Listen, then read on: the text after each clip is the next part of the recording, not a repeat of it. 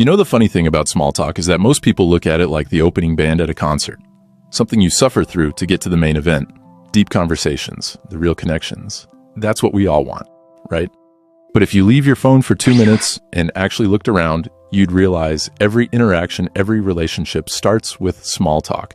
Even your best friend started with, "So, what classes are you taking?" Or some equally awkward nonsense. Now, here's an unpopular take. Small talk is not about what you say. Well, for the most part. It's actually more about making the other person feel like a human instead of a Sims character waiting for input. That's it. You don't need a cheat code, a script, or even charisma.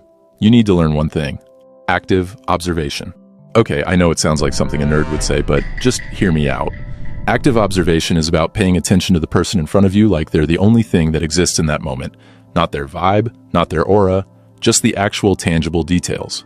Their shirt, their drink, the way they keep glancing at the clock like they'd rather be anywhere else. You notice these things, and then you comment on them in a way that invites, not demands, a response. That's it. Matter of fact, I can just end this video right here. But stay with me now. Trust me, it'll be worth your while. Anyways, let me explain why this works. First, people love to feel seen, not in the cringe, "You're so deep and mysterious" way, but in the simple, "Hey, I noticed you exist" way.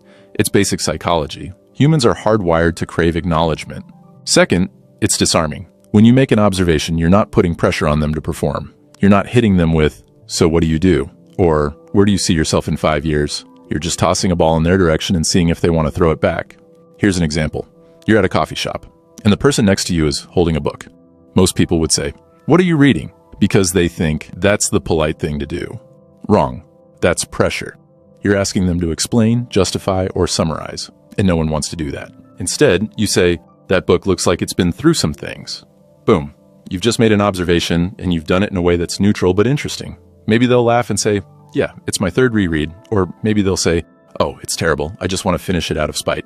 Either way, you've started a conversation without making them feel like they're being interviewed. Or let's say you're at a party, which, if you're an introvert, is probably your worst nightmare. Someone walks by holding a plate of food that looks questionable.